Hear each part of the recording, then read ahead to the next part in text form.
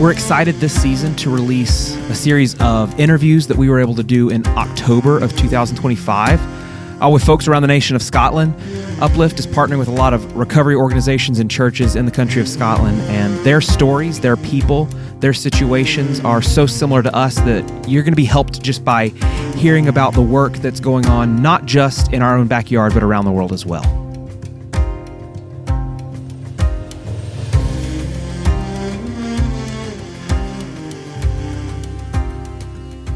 I just want to start because I just met you guys both, now 10 minutes ago. We've been here for like 15 minutes, and I just met you guys. So I'd just like to know from both of you who you are. And by that, the way I like to ask it is, how would you describe what you do and who you are a little bit? So we can just start with in the present, and then I'll ask you about how you got here in just a second. So who are you? What do you do? How would you describe yourself?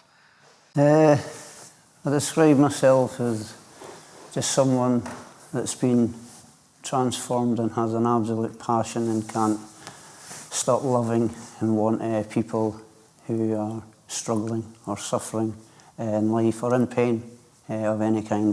It just doesn't sit well with me or my watch, and I will do whatever I can to help and support these people for the same example as what happened in my life. And I just want to give that back. Perfect. That's I have a passion for these people. So yeah. And Joe, how about you? Yeah. It's a great question. I think my name's Joe. There's many ways I can answer that. I guess I've been redeemed, forgiven, restored to sanity. I've got a clear conscience today. I've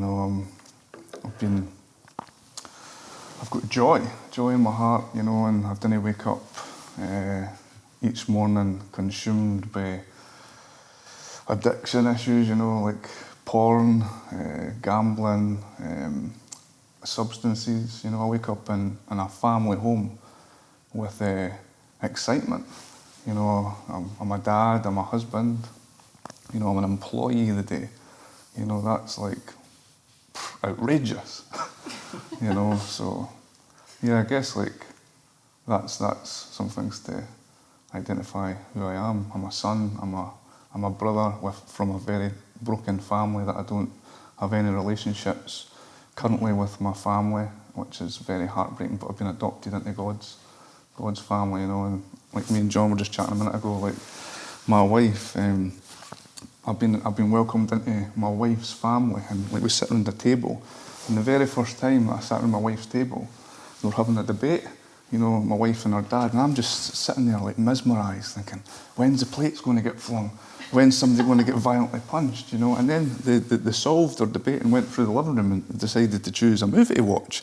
And I was like, that's never been my experience That's before. not how these things tend to get resolved, right? No, in my experience I was so flabbergasted, speechless at that, But yeah, I've got my own table in my own house now where I get to sit around my own boys, my family, and we have meals, and yeah, it's been really a massive journey, of feeling unworthy and undeserving and anxious and fearful, and but yeah. Yeah, so big life change over time. So I'd love to know kind of how you both kind of got to this place. Now, that's kind of where you are now. Now, I'd love to hear a little bit about what your journey was like to get to that point. I think you've both kind of implied there's a lot of life that happened before that. So, John, I'll start with you. Tell me a little bit about John in the past. How long do we have? As long. Well, we have a hard stop in half an hour. No. I was just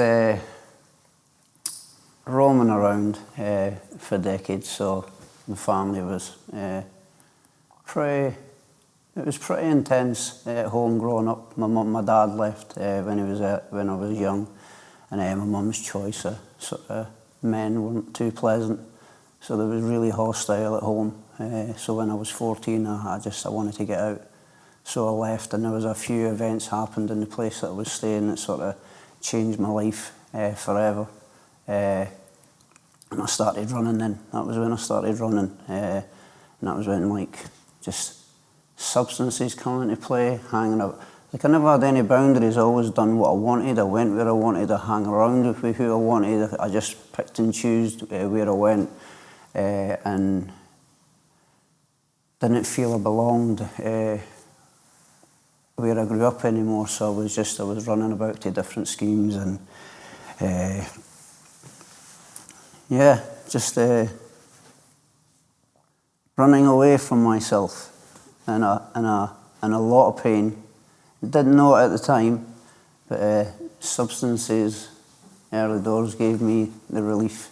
It was like a soother for me, so every time I sort of took it, It was to stop feeling just, whatever you were feeling. Yeah, but as I say, I didn't. That's been a journey on itself. It was like 30 years later when I had the revelation, and I was right. You didn't understand that about yourself at that point. That was the way it was. You just learn to cope and survive in whatever way you can, and this just kept continuing until it was like went through the clubbing scene. There was a lot of sort of ecstasy and acid and stuff like that, and partying all the time.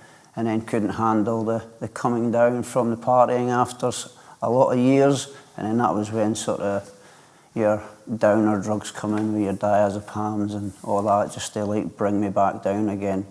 And then that led to intravenously injecting crack cocaine and heroin, and taking everything else just to numb the pain, because I didn't like the way I felt. And I ended up a ghost, basically, and it was by choice. I didn't want anybody to know who I was, where I was at any time, so I had no doctor, I had no home, I'd lost every relationship in my life with all my family, all my friends. I didn't want anybody near me.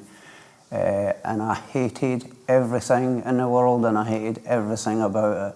And I didn't want to die, but I just wanted to switch off because I couldn't cope with what was going on. And I'd been in 9 rehabilitation centres, so each time learning something. And then the last time I was homeless, was sleeping rough on Princess Street up the road for on and off for months and months. And I just kept feeling this weight. For me, it says the wages of sin is death, and it was a slow death. I just kept feeling like I was getting strangled and suffocated to the point it got where I couldn't breathe. Anxiety was through the roof, mental health. I'd been to psychologists, counsellors, the whole shebang. I thought I was unreachable. That was where I got to. There's no help for me. And I remember coming down the street. It was like, I say this all the time, it's, Arthur's Seat. Mm-hmm. It was like carrying Arthur's Seat on my back for decades, and I just kept getting smaller and smaller, spiritually, mentally, physically, emotionally, wiped out. I was 6.5 stone, walking around my own town, lost in my own town with nowhere to go. And I was walking up, I'd walked up and down, this is a bizarre thing, I walked up and down Leaf Walk for 30 years, and there'd been this van that was there for years, a Teen Challenge van, and I'd never seen it. And I'd come down the road, and I wasn't in a pleasant state. You could have stuck my socks to the wall. I had the same clothes on for a long time, just being homeless. And these 3 guys got off a van at the bottom of Leaf Walk, and they said, would you like to come on for a coffee? And I'm like, I don't get fitted anywhere. I said, I'd love a coffee, mate. So I went on and just started getting chatting to these guys, and they were saying, we know someone who can set you free from this, wee man. You can be set free from this. And I was like, for a young boy, I'd always known there was something inside me destined for amazing and good things. I'd always known that, I just didn't know what it was. And he says, 3 guys come round and says, can we pray for you? And I went, you know what? I'm like, I'm done. I've tried everything. Please do. And let's try this now. Let's go. Like they were inviting me down to a rehabilitation centre down the borders to find out about this guy Jesus. And where I grew up, we used to chase people that believed in the Lord, the Bible bashers we used to call them, and give them a hard time. To be honest with you, and I was like searched in like ancient civilization, paranormal stuff, because I knew there's something there. I just didn't know what it was. And when I went down to this place, Whitchester House down the borders, I went to this place. I was withdrawing for weeks, and I'm in chapel every day, and I'm seeing these crazy Christians with their hands in the air, jumping around, I was there for 2 weeks, and I went, you know what, these guys are mental. I think I'm just going to go back home. So I had a choice. So you can either go back to the way you're living, because it's going to get worse, because that was my experience. It never got better, it always got worse. Or you can stay. And then the next day, I seen 2 people in there change in an instant. A behavioural problem and a bad heart attitude towards other people. And I sat around for a couple of weeks, and it maintained. They were changed in an instant. And through the couple of weeks, I was getting pulled inside because I was so numb. When the songs were singing, I was getting tugged left, right, and so I didn't know what was going on. I went, what is this? And then it was Amazing Grace came on, my chains had gone, and I hit the floor. And it was like the weight of Arthur's seat come off my back. And I heard this voice, it's okay, we are going to get through this. And yeah, I'd been on my own my whole life, and just to hear that, and then the light switch went on as well. And I remember going out. I was on the floor for about half an hour, and I remember going out afterwards, and I could smell the grass, I could see the trees, I could see colour, I could hear the birds, I could feel the peace for the first time. And when I walked in, I started crying when I saw people, because I saw the beauty in them for the first time. From hating people to seeing the purpose and plans that's for everybody. You know, and that was the light switch went on, and that was 8 years ago, and it's never went out. I can't put it out. Well, I think the thing that you said, when you said, we're going to get through this, was the voice that you heard. Yeah. There's that together, going from the isolation to we. Yeah. And then seeing the people and being like, this is us. Instantly. And that community, that connection is an amazing, that I think up to that point sounds like you hadn't understood that about what Christianity was. No. And it's like, that's what makes us who we are, is that we're in this together. And I think that's such an amazing thing, because it's like that's what we're made for. And when I was on the floor, I saw my schooling, my conditioning, my parenting, and I heard the Lord say, everything you've learnt to this point is a lie, and I'm going to show you how to live, and I'm going to put the right people in your path at the right time. And He's been faithful, because that's exactly what He's done. And all that started because there were 3 guys that were not afraid to come up and offer you coffee. I got filled with something that day that was missing my whole life. I got filled with love that day in that van, and I knew that was a missing ingredient in my life, and Jesus worked through the guys to fill me. That's amazing. This is what's missing. That's so amazing. I'd love to hear a little bit about you, Joe. Yeah, some similarities from John's story, I guess, but obviously different because we're unique, But I grew up in an area over in Fife. We call it the Kingdom of Fife. My dad got removed from the family. It's one of my first memories was I found a dead sparrow in the bucket at the back in our back garden, and I remember him coming to deal with that. And then that's the only memory that I have from my childhood. And my dad, he got put into prison for rape, and it's a charge that he denied, or to the day he died, really, But my brother, I've got an older brother who's 8.5 years older than me. My dad come from an alcohol-issued background. He was a jailbird, what that means is just in and out of prison for committing crimes. So he was away for 30.5 years, and I remember growing up thinking, I think every young boy wants to be like their dad, but internally, I used to think to myself, am I going to be a rapist? That was my internal voice, but nobody to share that way, nobody to speak about that way, And then we moved up to an area called Abbeyview, which was a scheme in Dunfermline, and my mum welcomed in a lodger, and this woman was very like a tomboy, but she was able to do the jobs in the house that most men, she would outshine most men. She was just really gifted and skilled, and that anyway developed into a lesbian relationship for the next 18 years, and Anne brought a lot of her damage or trauma into the family home, and a lot of things was done in secret. So she was quite threatening and emotionally abusive. So behind my mum's back, she would threaten me and fill me full of fear, so I was petrified as a young boy growing up, and that was so confusing, at school, my pals were talking about their mums and dads, and I was like, wait a minute, because nothing was ever explained to me. Like what we said earlier, I never sat around a dinner table. You know, I just remember going home and having my meal on my knee. You know, my mum would be out or she would be in sometimes, you know, but I would be on my own at times, eating my dinner, sometimes prepared by myself. So I had to figure things out and accept the way that life was, you know, but I remember seeing my mum and Anne getting out the same bed, and I was like, that's no quite right. You know, so I just shut down as a young boy, didn't engage. You know, the motto in my house was, what's seen in this house, Joe, stays here. So don't want you going out telling people what happens, because I saw violence, I saw crime, I saw addiction, you know, drug dealing going on in my own home. So I was petrified to go out and tell my pals what was happening. You know, more so scared of sharing things that I maybe shouldn't have been done because I was terrified of my mum and Anne. So I just shut off from a very young boy. I don't think I spoke for a couple of decades, you know, like I was shut off. You know, the enemy had my voice, you know, he shut me down, you know. The scripture says that we're the head and not the tail, but I was very much the tail. I wasn't at the head, you know.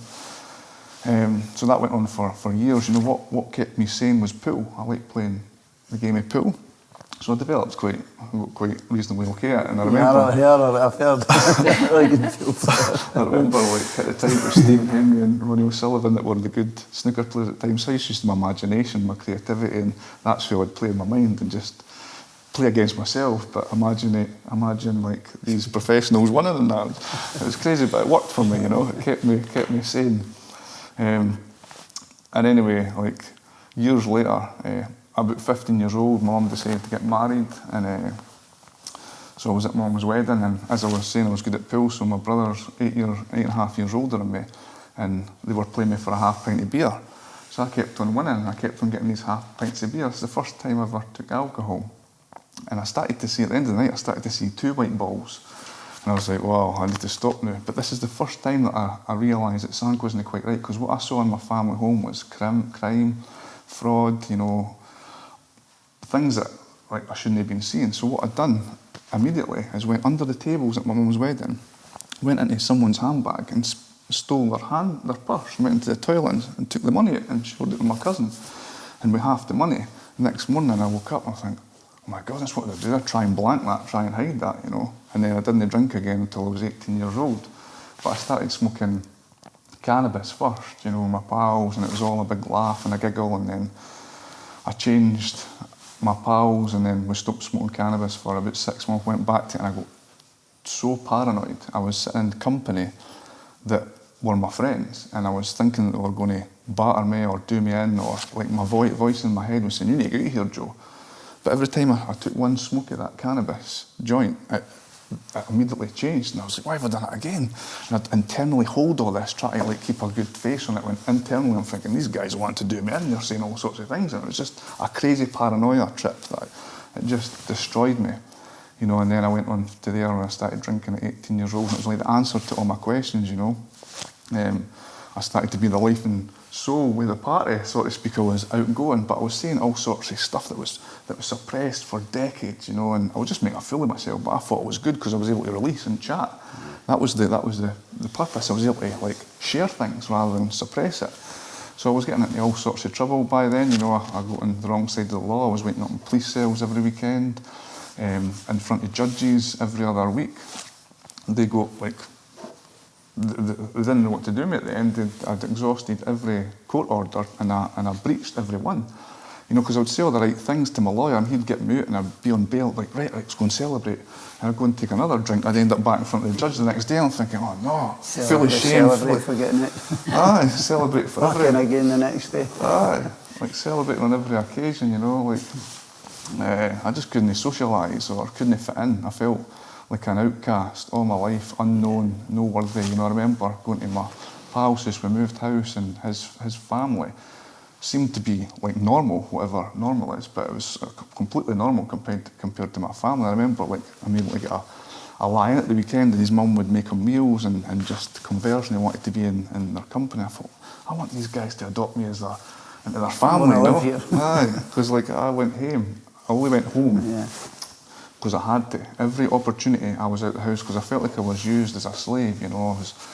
used to do the dusting, the hoovering, go to the shops. Like, I was never allowed to just rest or be a kid. My childhood was robbed from me, you know. Yeah. And I remember in Joel it says that the Lord will give us back all the years that the enemy stole from us, the locusts have stole from us, you know. So I'm thinking, how's that taking place now, Lord?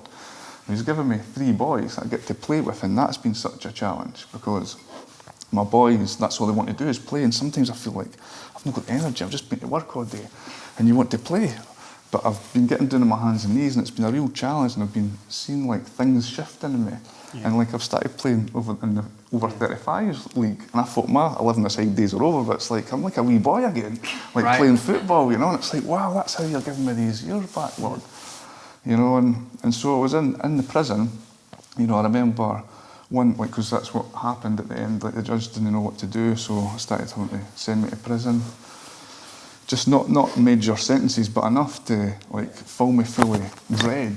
And like I was terrified in prison, you know. I had to have eyes in the back of my head, you know, like walking out my door thinking, who's going to, because you hear all these stories. People are going to stab you and slash you in the showers and that, and you're walking out to the showers thinking, like, so I developed these skills. I've developed like a set of skills. I know my awareness everywhere I go, but they're unhealthy now. So when I'm in a cafe trying to support someone, I'm giving him my attention, but I'm also aware of what's happening over here and who's chatting to me behind here, and it causes me to be distracted. It's like your brain has reset itself to be looking for those kinds of things now, which is normal. It's how we were made. It's like a default setting because of what's happened. But you learn about it and you learn to ignore it, and it's like, we're safe now. Yeah. We're safe now. Aye, that's the thing, like I'm in a safe marriage where I've got an amazing, healthy family, you know, but I'm still dealing with the trauma and the damage that's been done as a child, you know. Like, there's a story of Nicodemus when, you know, Jesus says, you must be born again. And says, what are you talking about? I need to go into my mother's womb, I'm an old man. And Jesus said, no, you must be born with spirit and water. You know, like, that's true for me. Like, immediately I've been born again, I'm brand new spiritually, but physically I still live with this damage. You know, in Philippians it says that, you know, what God started He's going to see through to completion, you know. But the more and more I chat about this stuff, the more I'm able to process it, the more healing I'm getting, you know. But what I experience in this life is nothing compared to what we're going to be welcomed in the next. It's a process until you get there. That's my verse for today. He just says the suffering that you go through now is nothing compared to the glory. That's what I was reading coming up before. That's amazing. That's brilliant. Aye. So in prison, so there was this guy came in, and he opened up his book and he had this what was on a bit of foil, and it's called Chasing the Dragon. It was heroin, and I didn't know anything about it at that time. And he says, have a smoke of that? I was like, aye, no bother. So I smoked this thing, and I couldn't get out my bed for to go down for my lunch. And I remember thinking, wow, like I'd accumulated. I was looking through my PVG the other day, and it was 17 pages of criminal conviction. It's like a book, you know. And I'm thinking, oh my goodness, I used to think I was unemployable and all of that, you know. But thank the Lord that God's had other ideas. But I used to think I need to try and think of other ways to hide in oblivion, because this is getting me into a horrendous situation. So the heroin done everything that the alcohol was doing, but I was able to function. I was able to know what I was doing. I wasn't taking blackouts.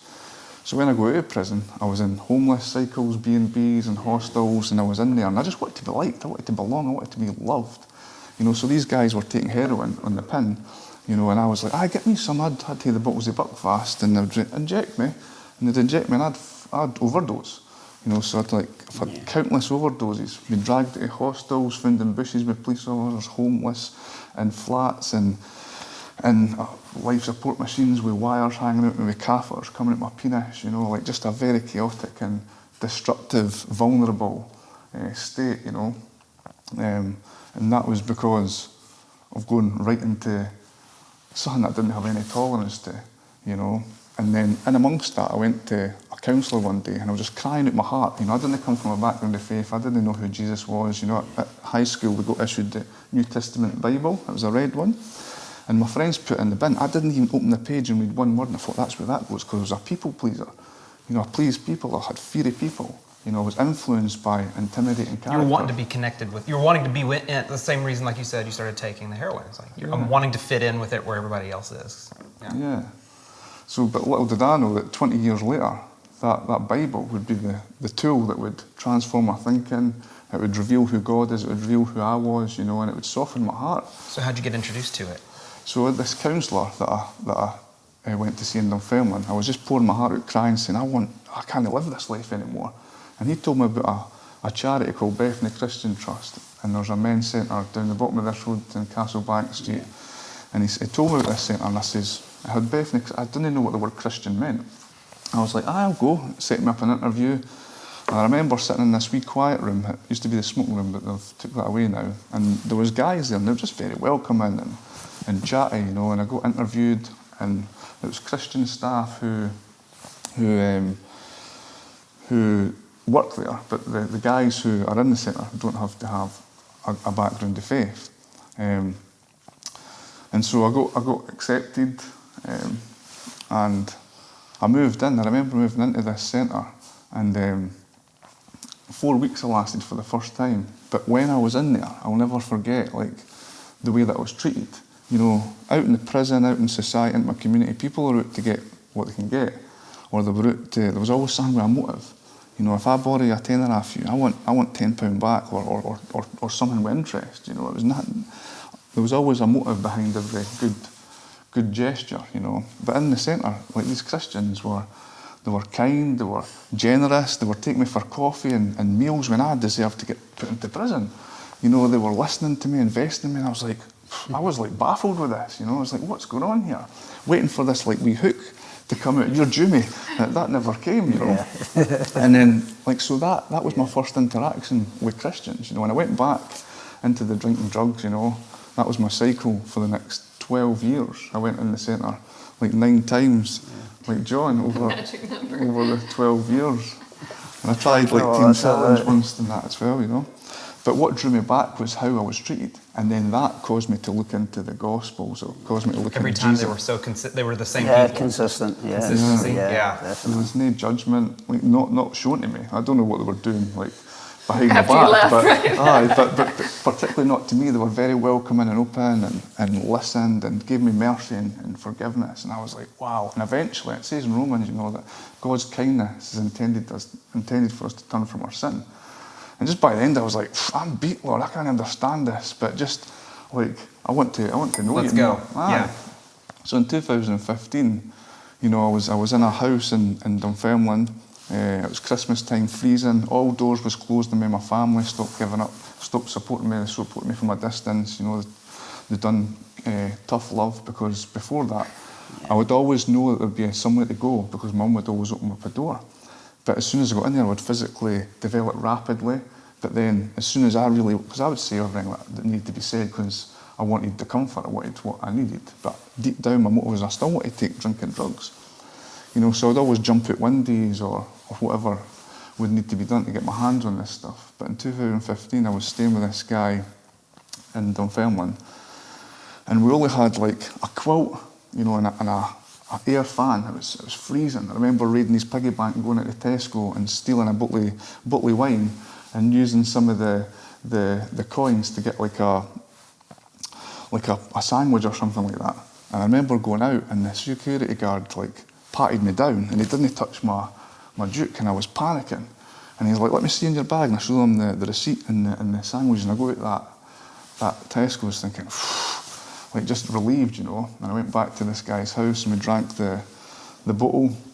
But he was going to his dad's at Christmas, and I was like, where am I going to go this Christmas? But his neighbour down the stairs, he was very kind, so he let me stay with him. And he was an older guy, and he loved the alcohol. So I was like, I've landed on my feet here. He's got a comfy bed, he's got food in his cupboards, and he wants to drink.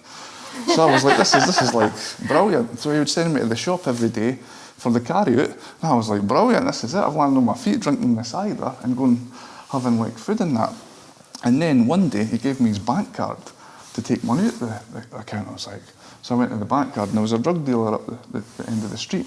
So I took an extra tenner from this guy, stole from the guy, and he was showing me all this kindness, you know. And I went and scored a tenner bag of heroin and went back to his house after dropping off the carry-out, went into his toilet, closed the door, locked the door, because I knew what I was about to do. But before that, I went to the chemist to get the works and that. Went into the toilet and had a hit, and he says that he just heard a thud. And he says he came to that toilet door and just opened it. You know, well, I don't know what you think about that, but the Bible says that we've got angels that guard us, you know. And a paramedic came and resuscitated me, brought me back to life. And the paramedic says, if you were 5 minutes any longer, you'd be dead. And I was like coming to, like disorientated. And the police comes out and walks away with a syringe and says, you'll be hearing about this. And I was like, and then the police says, do you want us to remove Joe? And he's like, no, keep him here. You know, the guy was a trained CPR and the Scouts Masters, you know. Anyway, I was on a list to get back into the centre for the 9th time, you know, and I made a phone call and the staff says, well, I'll phone you back in half an hour, Joe, because there's been a few moves over Christmas because it's a high time for relapse and that. And he says, so they phone me back in half an hour and he says, Joe, this was the 5th of January 2015, it was a Monday. I'll never forget it. And he says, we've got good news for you, Joe, there's a bed, when can you move in? I was like, Wednesday. He's like, great. So after that phone call, I remember like feeling hope, because before that I was hopeless, you know. I was just like getting in the daily grind, you know, going for the drink, and it was just the same old. I just remember experiencing this hope, and after that phone call, I just remember deciding in my heart, because all those previous attempts, I'd never fully was convinced that I was going to stop drinking or taking drugs. I always thought something's going to cause me to use that, but I decided that no matter what comes my way, I don't need to use drink or drugs ever again. And I made that decision, went to my mum's, dried it for the day and went over to the Bethany Christian Centre. And I knew the routine, I knew the structure. And I just thought to myself, I'm going to take it easy, you know, but I've given my life to God, submitted to Jesus, and he's taken me at his pace. It's his time, it's perfect, you know. And I stayed there for 2 years and 3 months that time. I had my first ever tenancy, and I stayed there for 7 months. In my own tenancy, I didn't have a TV, but I was full. I was satisfied because the Holy Spirit filled me, you know. And then I met my wife now, and we've got, in that same year, I got married in January 2018. That same year, my first boy came along, and I've got 3 boys now. And it's just like mind-blowing. You know, there is, like that's the testimony, but there is so many challenges that come along with that. We've been married, we've been a dad, especially with the trauma and the damage that I've experienced, you know. So I face that on a day-to-day basis, but I'm willing to keep addressing that and but keep receiving what Christ has done for me on the cross, you know, because that's where my joy comes from. It's no dependent on. That's awesome. Yeah. So for both of you, I heard you both talking about learning to understand all the things that had happened in your past, being part of what kind of led you to the place that you are, but it's also the same story that kind of brought you to the place. Like, I don't know that you would have ended up in the same place had you not had to walk through that path to get there. And I'm just curious how well you think the rest of the church understands that about people who have had kind of past struggles and maybe struggle with addiction and are now either in recovery or finding Christ and finding the church and these sorts of things. How well does the church or the people in the church that maybe haven't had those same experiences, how well do they understand that about the life of people that have kind of walked some of the paths that you guys have walked? I think I was mentioning to you earlier on, it's a really challenging situation because I've been really blessed with the church. I'm still at the same church for the beginning. I knew that was the place I'm meant to be because I heard my story from the front, and I broke down that day, and I knew that was the place for me. But I think it's just the last command Jesus gives is to love, regardless of what background. It's not, I wouldn't say so much to people. I noticed as well that when I first started going, these people are not like me. They don't get it. They don't understand. They don't know what I've been through. But what I've noticed over the years is as you sit anybody down and you sit and chat with them for 5 or 10 minutes, you soon realise that they have got similar stuff going on in their families, or they've lost family members, or they've had things happen. And for me, you get to the place where you realise, well, if everybody's in this place, they're there because they know they need a saviour. But going through the process of this took a long time to get to that. And I was saying, I think it's an internal thing with being beaten down and suppressed your whole life, where it's the inadequacy and that we don't fit in here is within the person. You know what? You understand what I'm saying? So it's like we have to go through that process that I'm okay here, I'm safe here, and I fit in like re-regulating your nervous system from always running or being hyper-vigilant, where you're just like a rabbit, and you see like you mentioned it earlier on, and that's a process as well, and it's like... But if you can have people around you and consistently making you feel safe and helping you feel like you can trust them. It's like you said with the centre, it's that continuously reaching out. Just that How are you doing? consistency. You'll disciple them. And knowing it's not going to fix everything overnight. No, It's a long process. No, it doesn't. It's both ways. But what I've learned is, I know my pastor has learned so much from me as well that he would never have learned. Right. And I learned, so it's a two-way thing. And I think, because one of the things that we're trying to do is help get churches better equipped to be ready to help minister to people that have similar stories to both of you. And I think that like learning that there's still so much that we can learn from the people that we're doing ministry with or for, that is so important. And you were talking before we sat down, you were talking about helping, seeing your church maybe have some blind spots in that, as far as and I don't know if you want to talk about this or not, but marrying someone and then saying, whoa, we can't because of the past that they found out about someone, where that really might be everyone's. If we're ministering to people that have struggled with addiction, alcohol, whatever, that might be more typical than not. And so then the church needs to understand how much of your life that is. I don't know. You seem to have this interest in trauma-informing churches. It's a good question. I think,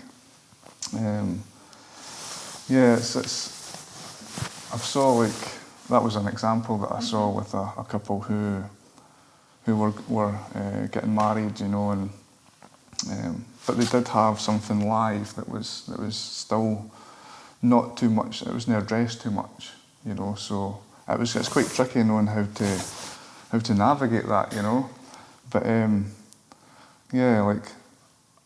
not sure how much the church is aware of damage and trauma and wounds, It's not really. I don't really hear many messages or sermons about that, well in the churches that I've been part of. And I get to work with this recovery program called Bridge to Freedom, and when I inquire to get some volunteers, some of the volunteers on the program, they don't know how to answer the questions really. They think, I've not got an addiction.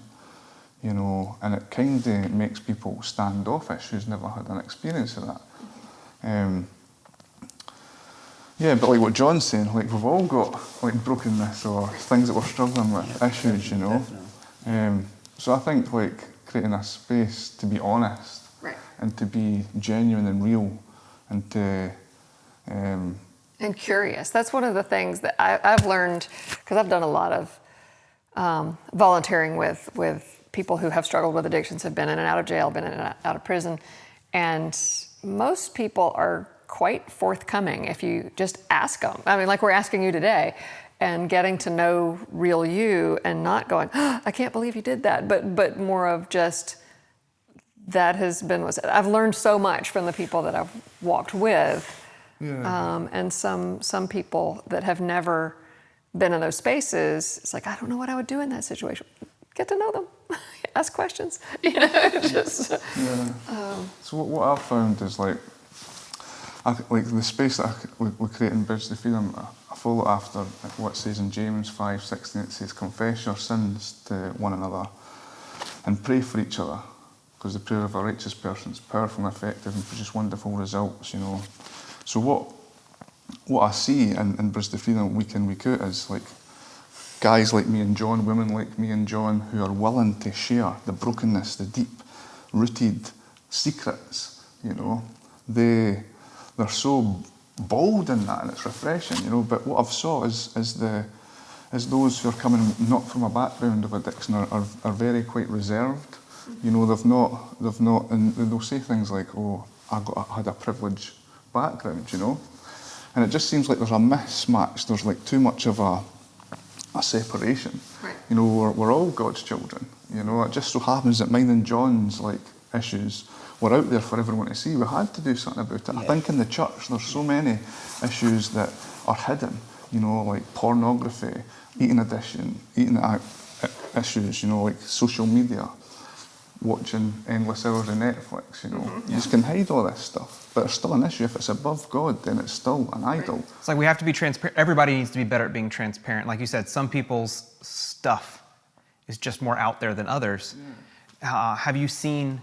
It's for me, and this is why I do what I do. It's the stigma. It's the labels we put on people. Like the Lord, just remember here inside when I got saved. You've never, and I know we're talking about addiction here, and I was definitely a chronic user of substance, but it was I heard inside is you've never been an addict, you've been in pain and you've been relieving yourself. Okay, and this is just for me. This is just what I heard. Where was I going with that? Lost my train of thought. Yeah, and it's the labels. You see the homeless person, I see the homeless. Instantly, there's fear with people. They bypass it. They swerve it.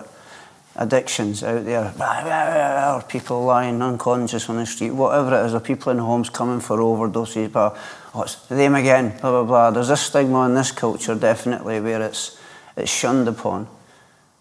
But the workaholic gets left alone. The gym addict gets left alone.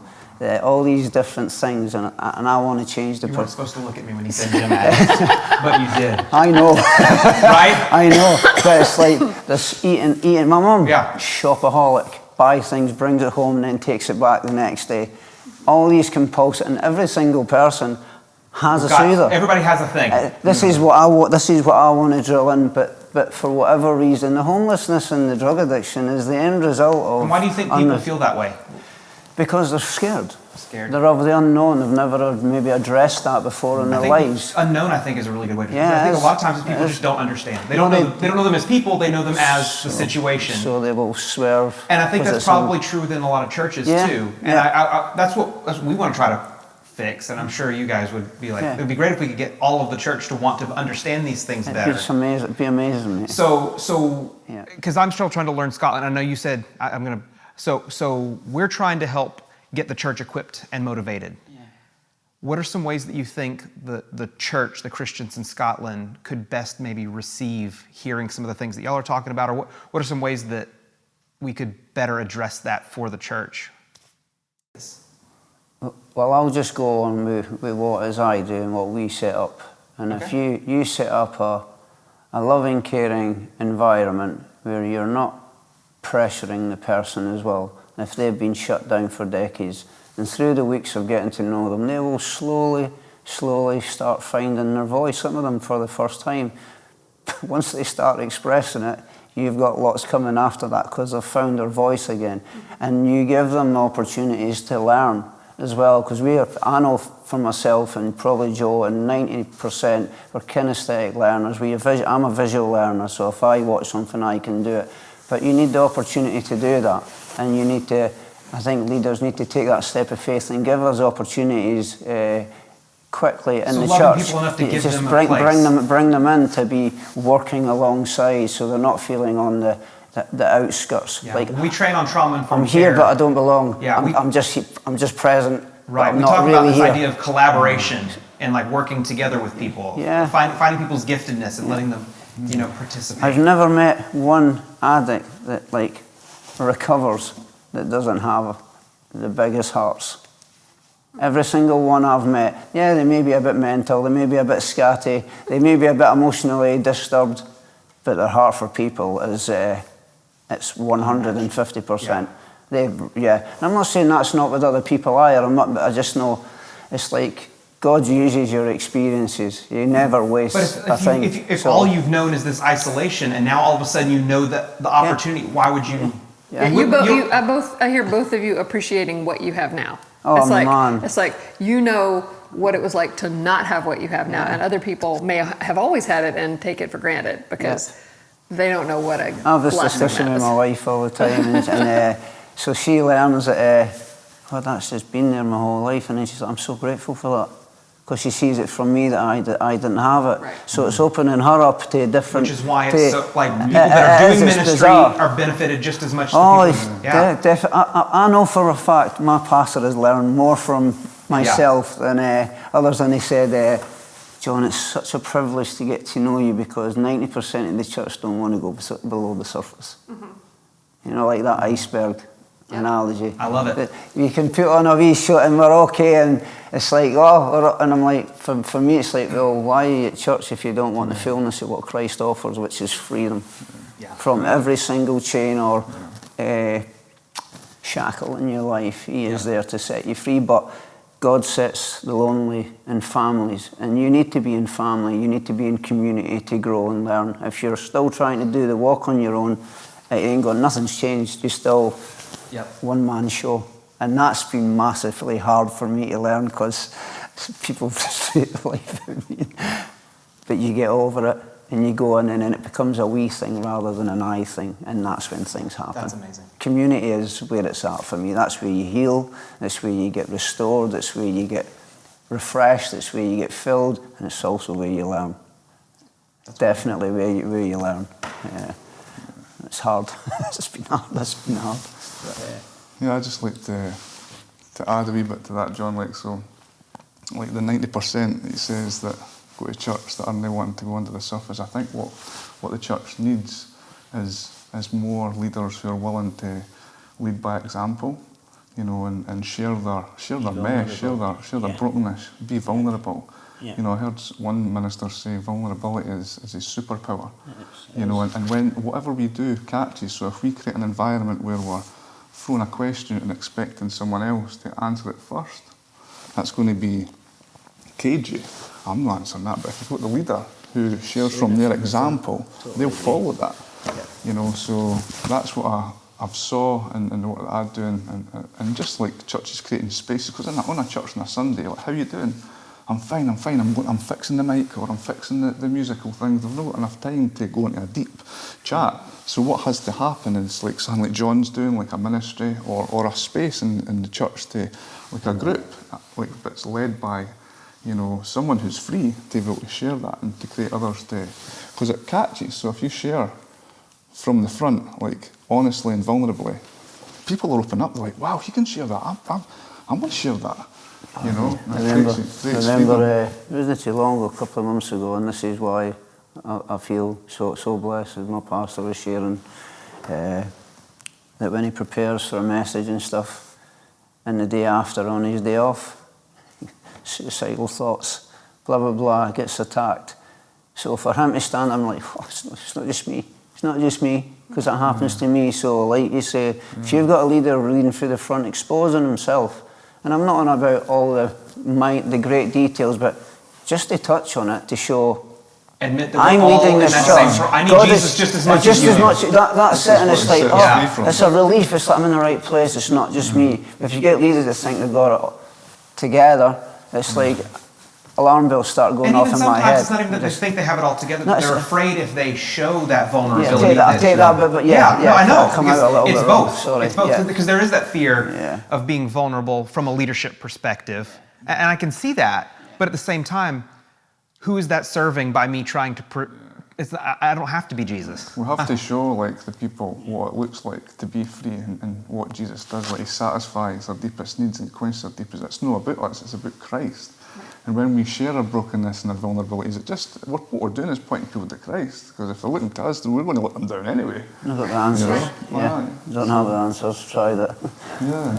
So I haven't asked y'all specifically about what kind of ministry you're doing. It is 13 after. Do you want to give me 30 seconds and tell me what you get to do right now? Okay. How you're getting to work? So I get to work for Bethany Christian Trust, the charity where Jesus was revealed to me, and I received Christ, and I've got a massive I value it so much in my heart, and I get to work for them now.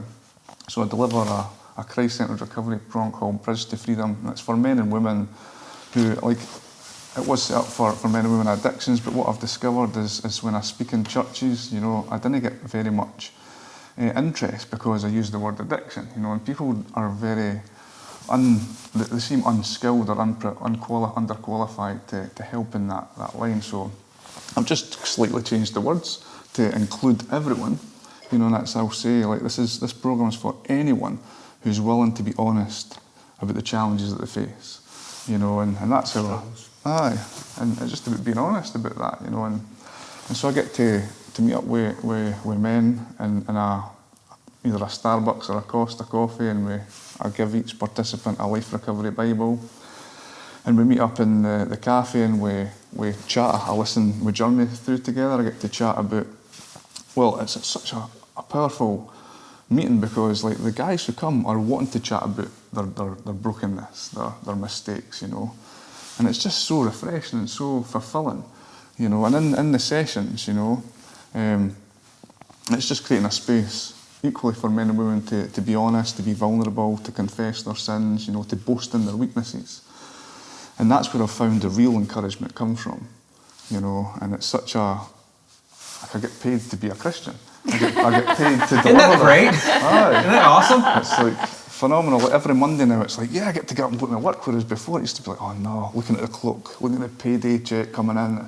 But none of that is, that's great, but that's not what it's about. Our job is we get to walk around and talk to people that are doing this work. Yeah. It's awesome. They're getting paid to be Christians. How about you? What are you getting to do? Yeah. So I've been involved in our ministry for 8 years now. Junction. You got the logo. Junction 42, and it's basically a worshiping community. So we go into prisons every 6 weeks and preach the gospel to a couple of services. But we have a connect group, and we do alpha courses in there as well, but it's to try and catch at the transition where people are released to then get them in the community. And we have food together. We have food first, we have live worship, we have it's different every week. You never know what you get. Every week's different, but we have live testimonies. We have someone bringing the word, and it's just a community for us, a loving, caring space where people can come and breathe. It's a sanctuary for them, where they don't have to walk around with a gadget and I'm the man and all that. They can all that goes. I've seen it so many times. It just gets melted away. And they can come to know the Lord, and we have discussions, we'll have Bible studies sometimes. It just depends. And we've just planted another one about 8 weeks ago in Leith. The first one was at Stenhouse beside the prison, and me and my wife's just overseeing one in Leith, and we had 70 at launch night, and we've not had any less than like 40 every week. And it's just a hunger and thirst, and I will agree with you, the authenticity, knowing that they can't change themselves and they're just there for Jesus every week. Just change me. Right. Help me. That's what you want in a Christian. That's what you authenticity, want. And we just leave people to find their feet, and through time they just, as you say, they'll find their voice for the first time, and then it's like they start expressing themselves, and so that's what we do. I hope that we can be a part of working alongside you guys in the future going forward. We want to see the whole church. You talked about those 90% that are coming just to receive, and we're trying to get at those 90% and say it's scary, it's challenging, but there is it's so simple. It's having coffee, it's having a conversation, it's being vulnerable. It is. And I think if we can be a part of working together with you guys in the future going forward, we're really excited. What are you doing Tuesday evening? Are you still here? Where are we Tuesday evening? We're tomorrow. We're in Glasgow tomorrow. Glasgow, okay. I was going to say, come along. Okay. Just down the road. I love the way you said that, because that's what we say to a lot of people. Just come on. Just come along. Yeah. See. Yeah. What time? It starts at 7 p.m. Okay. I don't know that we'll be able to make it back over here, but I'll keep it in mind. Awesome. Thank you guys so much. This is great. Well, thank you guys for coming awesome. over. Really appreciate it. This has been a podcast powered by Uplift Appalachia. To learn more, you can find us at upliftappalachia.org or at upliftappalachia on Instagram.